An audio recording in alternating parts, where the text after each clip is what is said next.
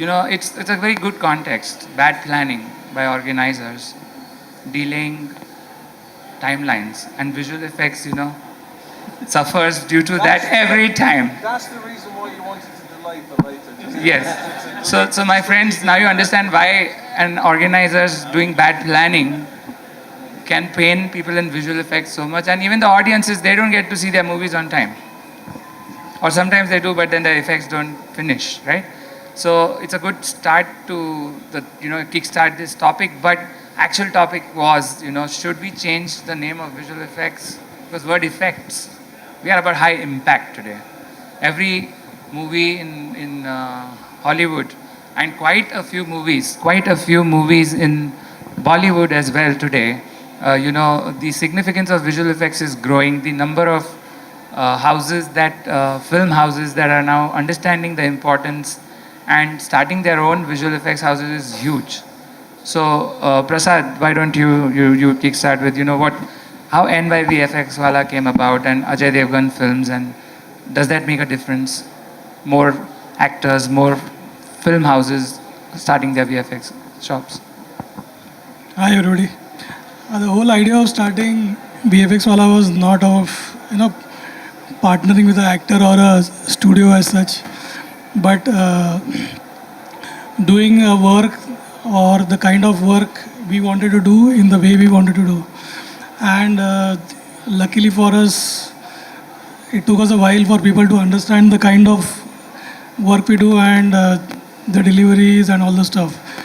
And Ajay was the one who kind of, because we have worked with him for last 8-10 years for all his films, he kind of understood the importance and the efforts we wanted to put in starting up a studio, and agreed to kind of support us in our venture in this.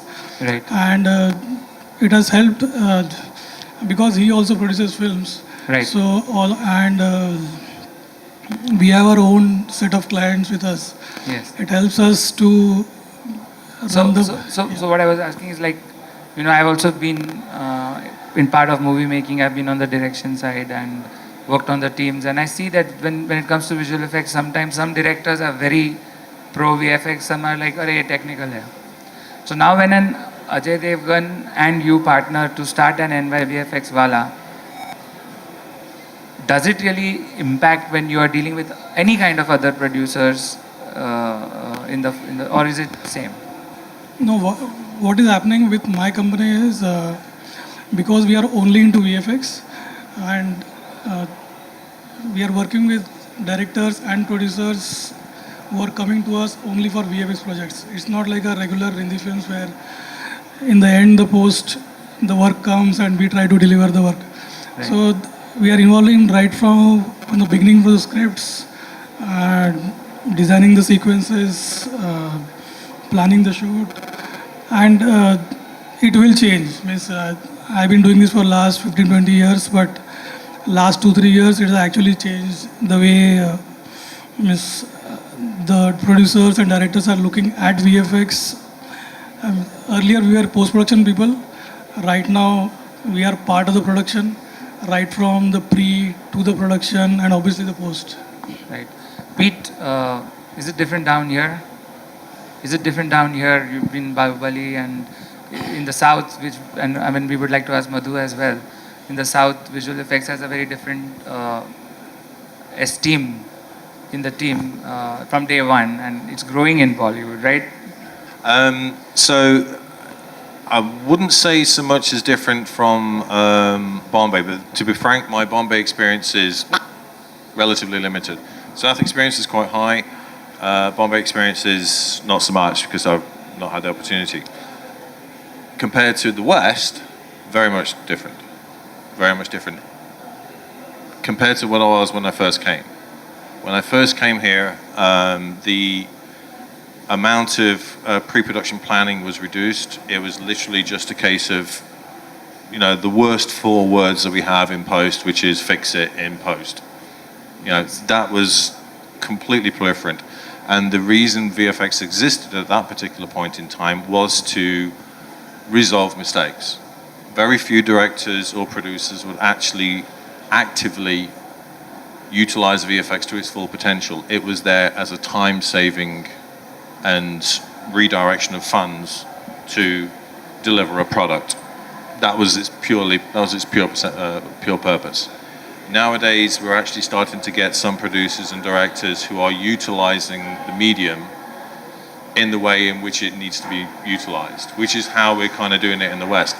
That's not to say that the guys in the West are perfect. In no way, shape, or form. We still get those same problems. Okay. We still get those same problems. But basically, the primary difference between one area and another area is primarily education. And that's not education with the individual artists. That's primarily educating the producers, directors and the producers, so they're making sure that they're utilizing the medium efficiently, Right. effectively, and how it's supposed to be done. Right. Which is what I think the VES does in Hollywood, and that Madhu. To I some would like degree, to ask yeah. Mr. Madhusudanan, as one of the most prolific champions of the VES in India, Madhu sir. The goal of the VES was to, as a animation or VFX industry cluster, as a animation or VFX united front, how do we educate the client side into having more budgets, because budgets are atrociously skewed and can change, right? And the budgets and the serious planning that goes into visual effects. Could you share about, you worked on movies with Kamal Hassan and Peter Jackson, and so. Hello, good afternoon. The one striking thing which, when I walked inside, which struck me was the green screen. Here Right. we're sitting in green screen studio, doing this. Yes, see, basically the filmmaking per se, in terms of looking at visual effects, breaking down the stories, the grammar is same. The problem that we have here, some of the films are being made for regional interest. You can't blame them, because the producers have been limited in terms of time, in terms of money, because they are looking at a regional interest, not at a national interest, like some of the Bollywood films. But that's changing. That's changing. Like Bahubali changed a lot of equations last year. That's changing, and the awareness has started happening right now. If you see, 3 years ago or 4 years ago, if you go and talk about storyboards and previous, why do you want me to spend time on it, and stuff, I can go for the shoot. And most of us, I'm sure that all of them will agree to this. Most of the filmmakers, usually they take you to the set and they say, this is what I'm going to shoot now. We don't even know what's going to happen next day. There's no time for prep. Just go there, and then for whatever reason, they want to shoot and they want to change it. So you don't have plan A, plan B, and plan C. You get stuck with it in the dark. That's changing, I guess, now. So regardless of the budget, but the understanding, some of the new filmmakers who have come out with the institutes, they're pretty receptive in terms of understanding visual effects, what's going on there, and loads of references. We never had this 15 years ago, so we can't even look at the charts and say is there any making available for us to learn? No, it wasn't there. But now, yes, every filmmaker wants to understand the references, and they want to, do something slightly better than that. So that's great. So VES is part of, Visual Effects Society is basically being created for visual effects, gaming, and animation professionals. That to bring people together and also try to share knowledge, with others, which is pretty much lacking in India, Right. So, I feel that, if I want to do a film, then I want to, conceal the tricks, and I don't want to share this with anybody else for whatever reason, Right, So right. that's slightly changing now. So that's slightly changing now, and we'll check with Percy now. So you've worked on Hollywood as well as, I think, the Chinese market movies as well. Yes. So just curiosity, are the budgets in have you worked on Indian films too, projects? Yes. So Especially. just to compare budgets, Okay. budgets comparison for VFX between India, China, and Hollywood. Okay. Good. Actually, I don't want to talk too much about budget, but I want to talk about my past experience with Indian movie visual effects productions. And some of them I may have been talking to is like I do make quite a numbers of big movies in the 90s.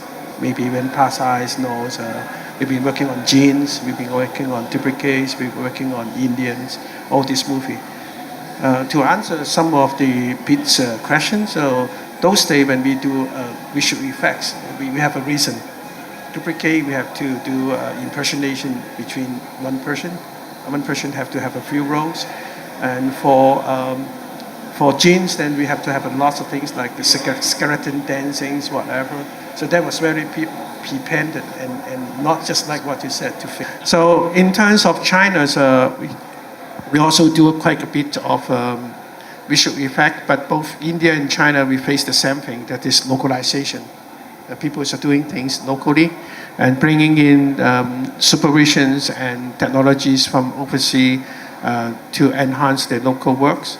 For example, like China's, one of the big companies is like BaseFX over there, is doing a lot of local Chinese work. So for us old soldiers, then we have to head to some other new things like VR cinemas or whatever, HDR cinemas, to get ourselves a new area of development. Right. So we'll come to Prime Focus now, which is the Indian global player.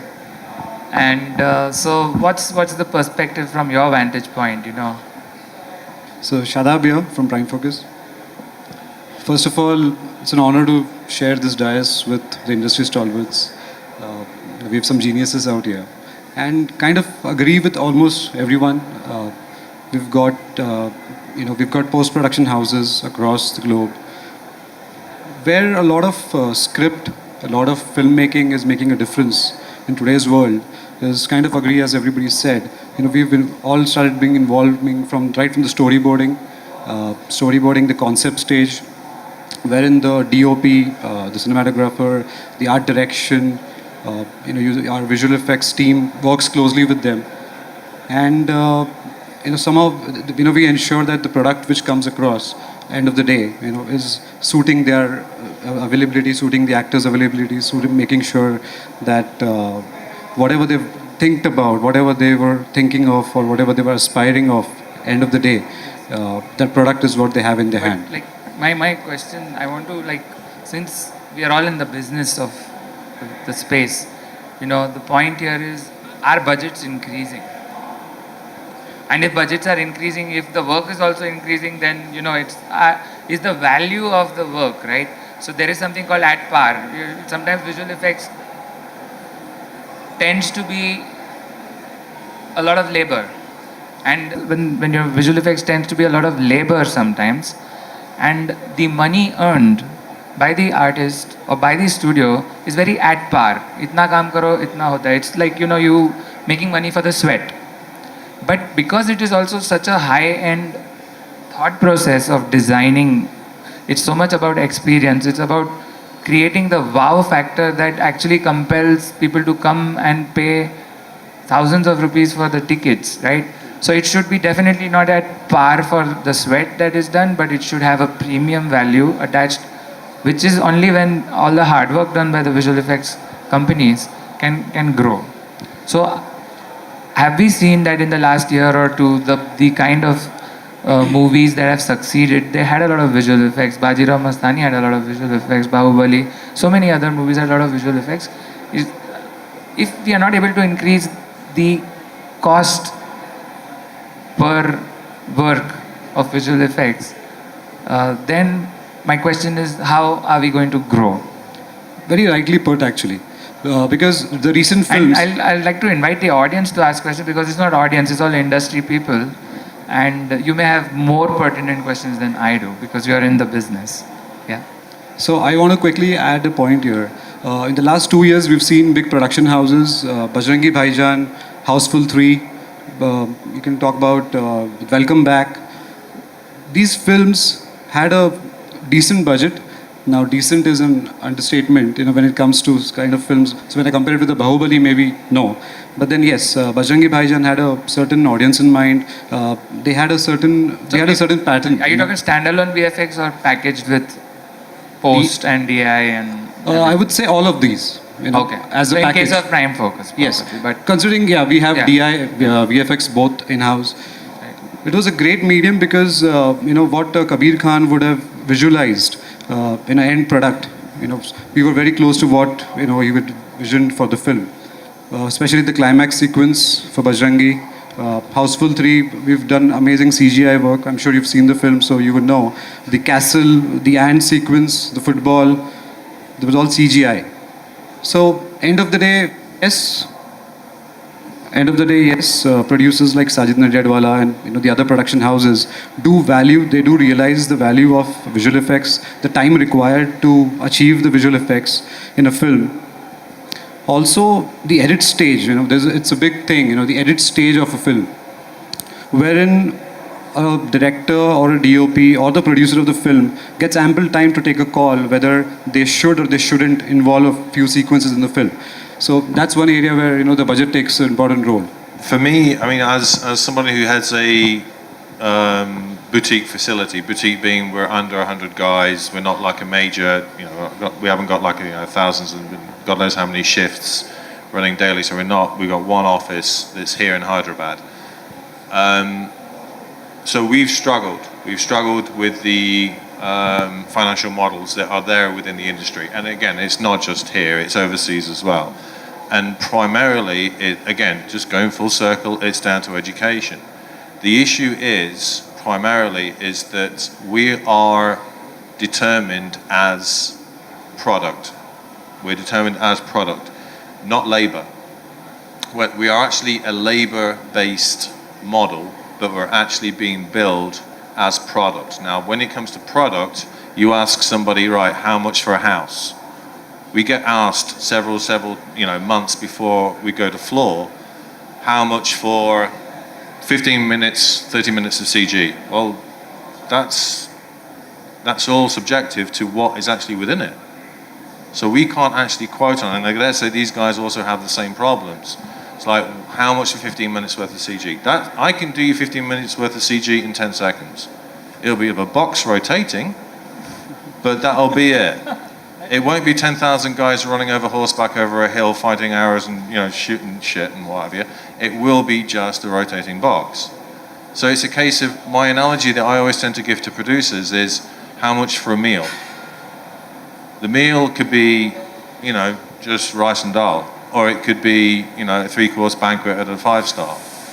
Until you give the brief as to what you want, it's very difficult to quote for.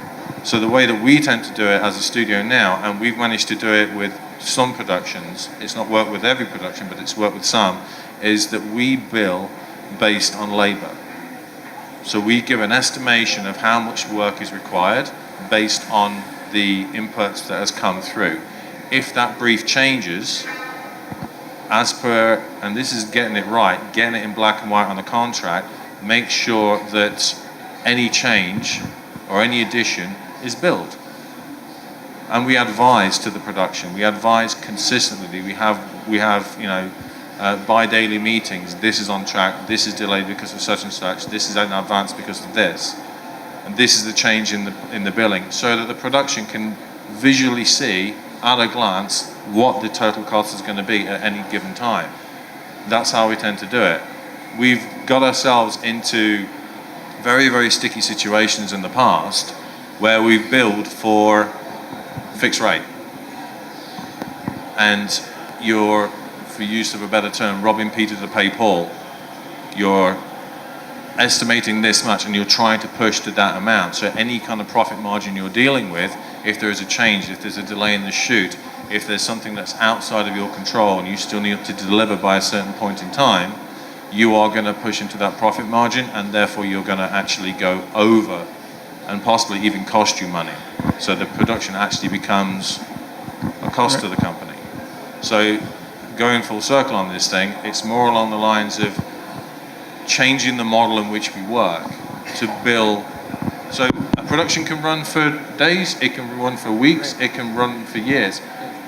And in which case you have a rate. You have a rate, you have a profit within that rate. That gives a chance for the studio to grow, for people's salaries to go up, for better facilities, for additional R&D, so you can develop yourselves, you can develop the industry, and it's down to studios putting their foot down and saying, no, we're not going to be product, we're going to be service. Every single, this, by the way, this is our green screen, Okay. right?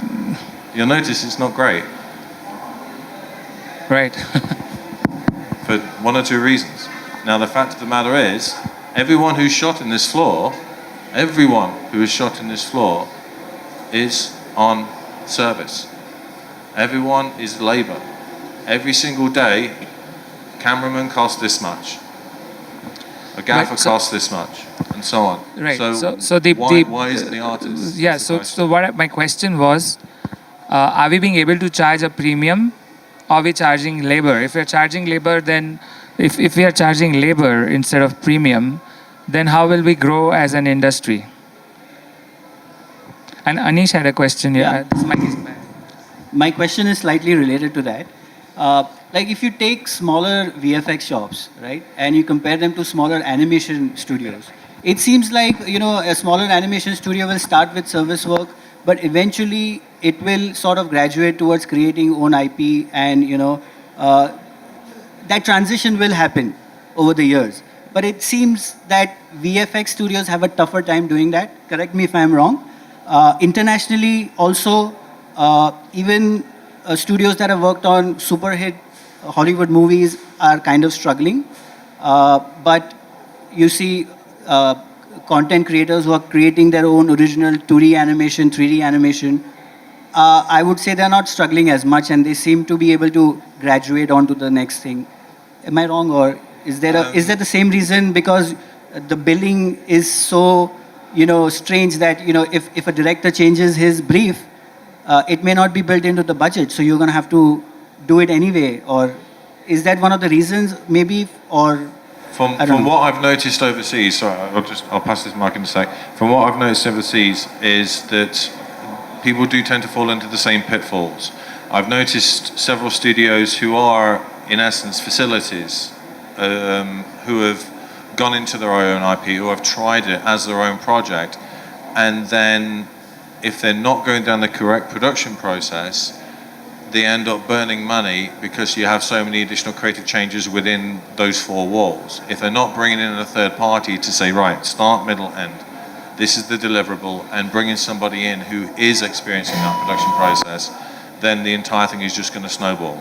I know a few studios in the US and in the UK who have done that. Some big studios in the UK have done it, and initially it worked. They developed their own product, and visually, great. Story, okay. Direction, boom, dropped. And at the end of the day, it's all about the product. Case in point, you look at someone like Blue Sky. Blue Sky, the guys who do Ice Age, they started out as a facility. They were a VFX studio, animation studio back in the day, back in the early 2000s. They're now primarily associated with IP, animation for Fox. If you look at somewhere like ILM, they've done one, maybe two animated features. Their primarily mode of business is VFX production work. They'll venture into these areas as a ground test, as a little test of bed water, but that's primarily it. Some studios, I think Framestore did one animated feature a few years ago. Again, visually great. Business model didn't work for it, and it didn't have the marketing, it didn't have the direction with it, and it can for some reason. It all bottles down to whether or not you've got the right production behind it, the right direction behind it, not just the money. Just going back to a feature in the 90s that's actually recently got a lot of news as of the last few weeks. Has anyone heard of Brad Bird's The Iron Giant? Right. What's Yeah. your response to that? It's an amazing piece of work. It's an absolute amazing piece of directional work. The animation is beautiful. Marketing didn't spend a single penny on it. Would there be a consensus on where are we headed as an industry? I'm not talking about the quality of work. It's a given that we will get better and better in the quality of the work. and we are not making any exponential leaps in terms of, you know, say when Avatar arrived, there was an exponential leap in how VFX, you know, merged virtual production into the workflow, right? But since Avatar, in Hollywood or in any industry of film industry in the world, we have not seen an exponential disruption in quality, speed, either ways. So it boils down now to looking at it as a stable, in terms of what's being done, industry that needs to make big profits or good profits, healthy profits. So is visual effects as a business currently in India, is it a healthy, profitable business? Or if it is not, how the hell are we going to take it there? Because you know, otherwise it would just be repeating what we spoke in many panels, many years throughout. Unfortunately, yes. You know, when we started the company and now when I'm trying to understand how the financials work, like 2 years back, I was a VFX supervisor who never understood the finance of it. And you like, used Excel but for breakdowns. Then yes. So now I actually see the financial balance sheets and figure out, okay, like Pete was telling, we need to be careful when it comes to signing the projects. Like him, even in spite of the Ajay Devgan name, we are a smaller boutique compared to Prime and other studios.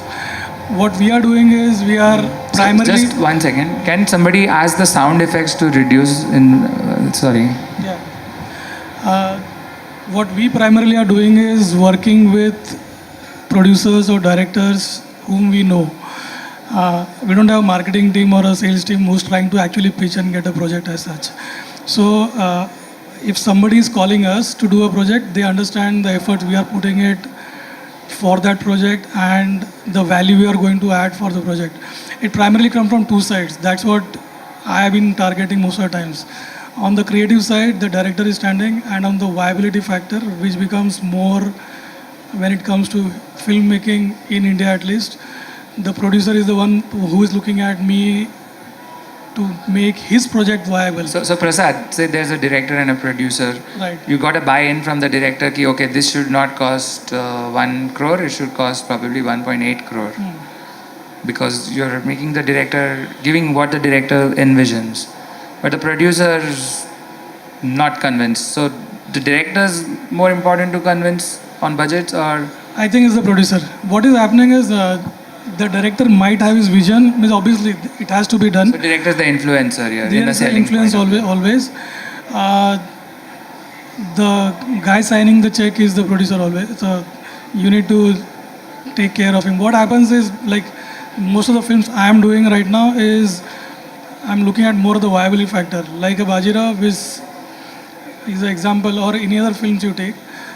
The producer is looking at me in saving the cost and time for his project, not compromising on the quality of it or the visual quality of it. That's set. That you can't come down, because every Friday the film released, every shot is checked by somebody or whatever it is. So primarily the way we are working right now is helping the production to make his project viable, not compromising on the director's quality. Also, like he said, we are stopped doing the fixed bid factor which we used to do earlier. We are actually looking at scripts, storyboarding it, breaking it down to a level where, okay, we understand the efforts we are going to put into it for next 5-6 months or a year of our lives. So in that matter, we are trying to survive. Like, if you're asking me if there is a substantial profit or what is the kind of business it is, business wise we'll have to keep on hanging on. And if, like you asked, production, I always feel that's the way to go to sustain. Means that's the way it is. But like he said, we are not we are never done film business as such. We are the creators, we are the visualizers or whatever you call it. So we don't understand that market. Now we might make a good film, but how it will be released and how it will be Monetized. marketed and how we kind of money will make, don't have idea. But yes, the eventual thing will be that, at least in India, because no, not everybody is understanding the efforts we are putting. Means, just imagine we 5-6 sitting here stop working from tomorrow, and where are all these films to be made?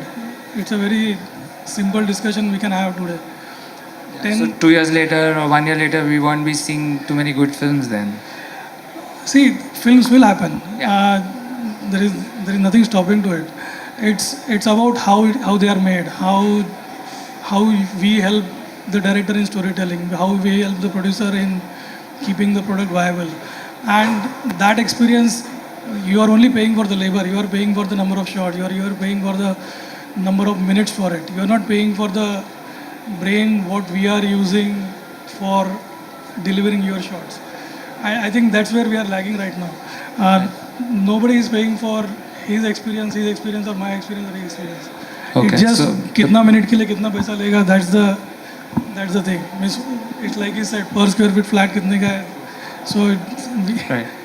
So the experience and the talent is not commanding a premium. I yet. think that's where somebody like partnering with Ajay Devgan Productions comes in.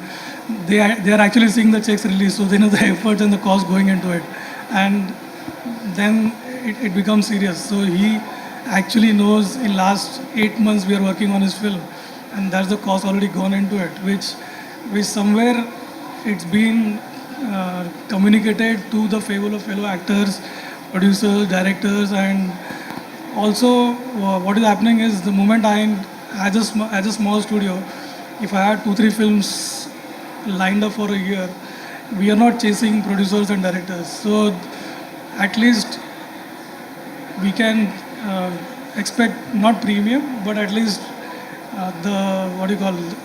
at least the effort what you are putting, we can get the money out of it. There are two significant things I would like to say. Like one is, unlike before, we have a creative and production team being attached to every film nowadays. Like there's a VFX supervisor on set, there's a VFX producer on set.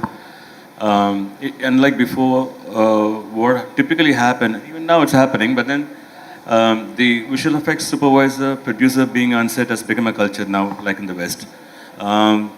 They do hire a freelance VFX supervisor and a producer to be on set for two reasons. One is a supervisor who can control the entire creative process of the entire film, and also handshake with all the studios, all the shops, the creative heads, and to make sure that the quality of the film is linear. And a producer, a visual effects producer, nowadays being attached to film only to control the cost. So there's a budget being written at the beginning of the film. Once a supervisor does a breakdown of the entire script, then the visual effects producer sits on it, then writes down the complete budget, a tentative budget. We don't know like what exactly is going to happen on the set, but we come up with a complete budget and try to educate the producer at that time. We say that. I mean, recently I concluded a film, then one of the Hindi film, a big visual effects film. We estimated the tentative budget for the post-production was about 35 crores. Unbelievable money, 35 crores. In fact, it went to a couple of my friends here, and they did discussing about the post-production. That's the initial budget that we predicted is going to be 35 crores based on the script, what we broke down, and then we went through the entire process of filming, and we had a lot of constraints in terms of, and then we expected that that's going to go up by another 5 or 6 crores more. So this budget has been predicted, much before we went on the shoot, on set, on the first day. So that helps a lot, at least to convey to the producer and give them a caution saying that you have to spend this much of money. That's number one. Number two, what I see, the trend is slightly changing now. All the filmmakers started thinking about, if it is completely visual effects driven film, they started thinking about setting up their own pipeline. At any point in time, at any cost, they have to spend that money to outside studios in any case. I've seen that significantly happen, and they are the safest studios today. let's look at Makuta, of course. Let's look at NY. Let's look at Veta. Let's look at ILM. See, these companies somehow, somewhere, being connected with filmmakers. And these filmmakers know they're not going to hurt themselves because forget about making profits. If they want to make a film, any of these filmmakers want to make a film, say it's going to be about 11 months, 14 months, they're going to use a post-production facility. There's a budget being attached already, for that to make sure that the shop is going to run for next 14 months, smoothly. So, though there are some amazing studios went down, these studios never went down, never going to go down because the filmmakers, as long as they're going to support their own films, and all these people are like visual effects driven movies, what they're making it. So at least there's a minimum guarantee for the facilities, like what they're trying to do. Right. So that's another thing which is significantly changing. And in fact, I'm doing my next film with another producer. When we started doing it, to my surprise, when we again made a budget of a huge budget for visual effects, the first thing that he told me was so we don't have facility on our own right now, but he's thinking about, he said, let me put that onto my facility, let me invest in my facility to do that film. And also he said, okay, so just go ahead and do it wherever you feel like, you want to start with. That's quite refreshing to me from the standpoint of producers not spending money and where to cut the corners to, okay, now I want to do this, I want to do the best, get the best studios in the world to get into that. So that's a significant shift now. Yes. So the update to everyone here from the panel is that while visual effects may not yet be able to charge a premium and not be yet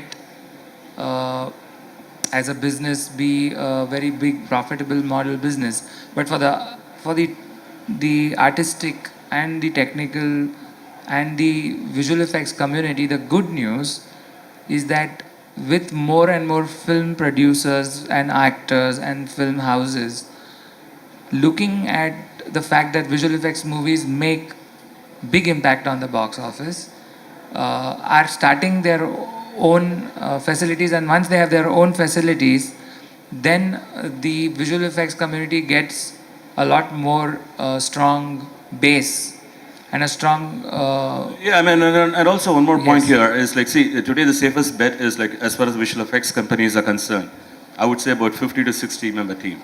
That's the safest bet to have. right. Then you can have satellite studios around you, Yes. so who could have a long-standing partnership with those guys, Right.